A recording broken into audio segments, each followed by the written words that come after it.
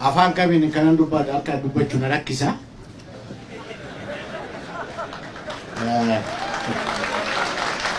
Yeroo tokkos Kanaadaa moo'eessatti ilmi nugusaa dhufeetu afaan ani dandeenyu nu dubbadhaan jedhee ture.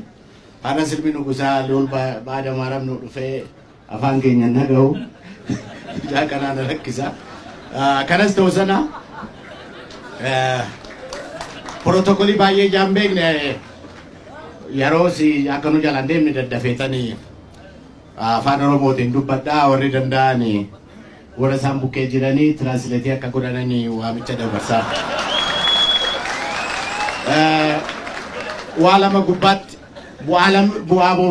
bu'ii lama gubbaattanii isinitti himuu barbaada. Bu'ii lama baan kan dhaabbii keenyaa fi kan qabsoo saba Oromoo. Kan dhaabbii keenyaa ennaa dura dhaabbiin keenya uumamu namni baay'een karaa baay'ee nu shakkaa ture. Kanaaf gargaarsa argachuunis nu rakkisaa ture. Maal goone seeta waajjira argachuu kiraayii fudhachuu dadhabna innaa sanas rakkoonsaa jira karaa mootummaas karaa qarshiisi. Mana miseensa keenyaa tokko ji'a birrii 100 kaffalleetu waajjira waggaa tokko itti dhimma baanee jechuu gooti. Waajjirri jiraachuu adiraashaan jiraatu malee moo mirchaa boordiin eeyyama namaan kenna. Birrii 100 kaffalleetu wajjin jiraanne. Sana booda immoo mootummaan innaa sanaa istuudiyoo wayii nuu kenne. Mana fincaanii qabdi natti fakkaata malee istuudiyoo sana keessa immoo teenyeetu warra galma Milikii qabeessa qabee biyya Itoophiyaa jiran kana hunda qabatee jiru wajjin dorgomnee marcuma baay'ee arganne. Warra gurguddaa isaanii jedhamus warra Oromiyaa guutuu bulchaa tures Itayyaatti, Kofaleetti, Walisotti, akkuma Baqqalee Demmaa jedhee Shashamanneetti iddoo baay'eetti warra gurguddaa jedhamu kana warra jeneraalis warra atoos warra maalis jedhamu kana buusuu dandeenyee turre. Dhaabbiin keenya gara fuulduraatti deeme. Kana keessannaa waan lama na yaadadha ture. Tokko innaan dura dhaabbiin keenya dhaabamu Jarmanitti waamame ture. Sabni biyya kanaa Jarmanitti na waamaniitu maallaan jedhan seetanii nama si eeguu farajjoota qaxarraa sakuriitii kee nama si eeguu naan jedhan.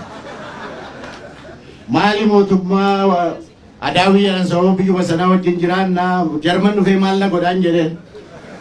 Lakkii isaan irraa miti kan si eegaa jirru jedha eenyunnaa warra OLF'ti jedhan.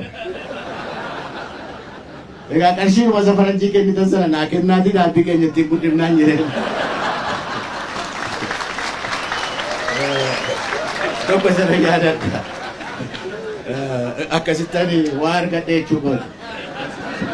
Lammaffaa immoo maal ta'e seetanii dhaabbiloota wajjin ennaa gamtaa uumuu yaallu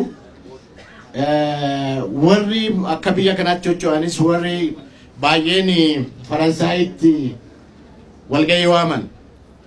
Walgahii sana maal nu godhanii Profeesar Bayyanee Beeturusaa biyya keessa jiru warri alaas habbaa meeson jiru. Walgahiitti kana gubbaatti nu waamuu rakkatan. Honuti onu waamanii OLF nu jalaa fayyadaniitu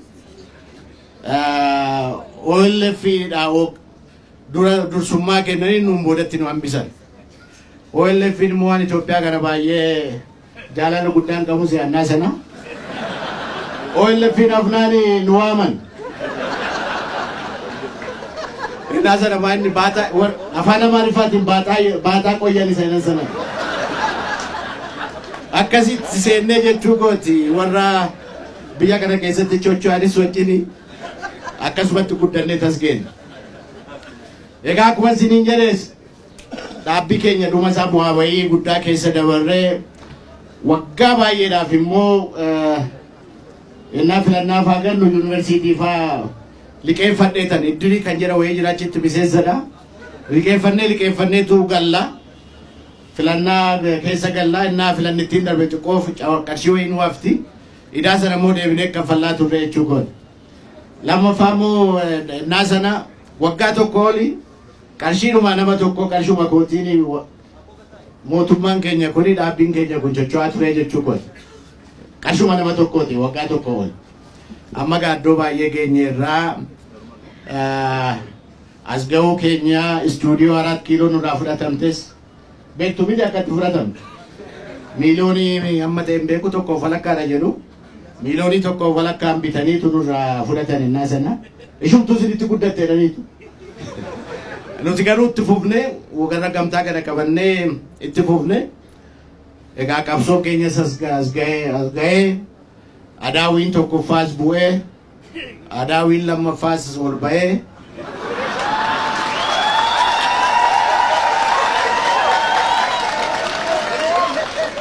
egaa adaawii lammaffaa kun wajjini waajjira akkasii nu eeyyamuu isaanii waaqni isin haa tolu jenna. Dachiinis mannis dachii Oromoo ta'e jechuudha waaqni isin haa tolu jenna.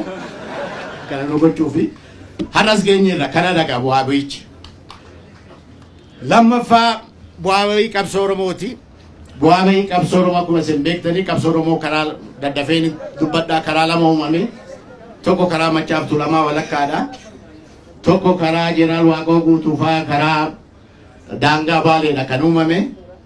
Lachuu hamma deemeetu ukkaamame. Inni dura qabsoon Oromoo sabni Oromoo akka sabaatti gaaffii qabaachuusaa gaaffii sana qabatee biyya kana keessatti walqixxummaa sochii calqabuusaa hoo mirkaneessellee lafaa ka'ee deemuu hin dandeenye. Otuma lafaan kaane Jeneraal Taaddasee Burrufaa hidhamanii Maammoo Mazammilfaa ajjeefamanii qabsoon suni ukkaamame. Jeneraal Waaqoo Guutuufaas waradaa astaraadarii moo waradaa astaraadarii jedhamanii galanii qabsoon sun dhaabbate. Qabsoon sun innaa haa ukkaamamu malee qabsoon saba keenyaatti fufe. Qabsoon saba keenyaatti fufee gara fuulduraatti deemee inni qabsoon 66 suni inni nu kufti tuwe suni immoo dhufe. Innaa sana beekaan Oromoo jedhamu dhaabbilee baay'ee keessa tureera.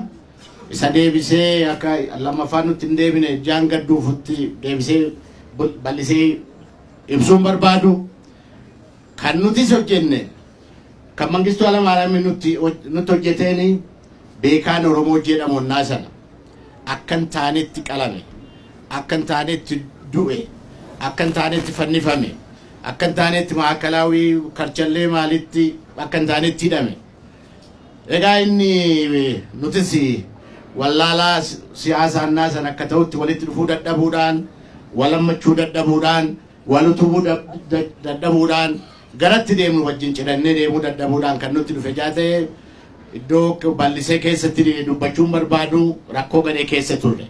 Naasa ragaa akkuma isin beektanii akka Hayilee Fidaafaa akka Baaroo Tumsaafaa akka Qees Guddinaa Tumsaafaa akka Dr. Kadir Mahammadfaa akka Dr. Tarrafee Waldasaadhiifaa akka Dr. Makonnin Jooteefaa akka Magarsaa Bariifaa akka Abboomaa Mituquufaa baay'eedha. Hammi kuni hin dhume warraaf nebboo kunoo warri akka Daawudfaa kuni maniraatti gallee injiraan lakkaa'utti jenna. Maal taanee kana taanee inni jechuukooti.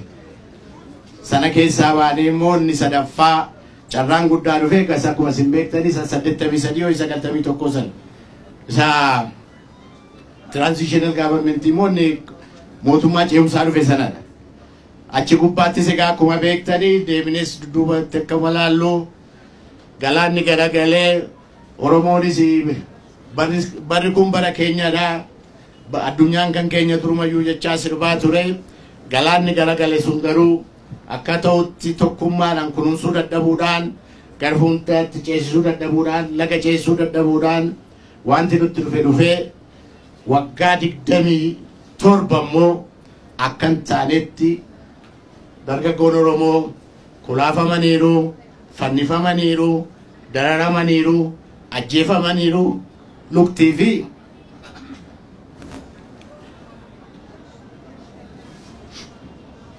Luk TV wanti irraati. Lukaa fi maal dhabaniiru jechuu kooti. Egaa kana keessas dabarree dhaga. Amma eessa jirraadha? Kan kuni guddaan amma eessa jirraadha?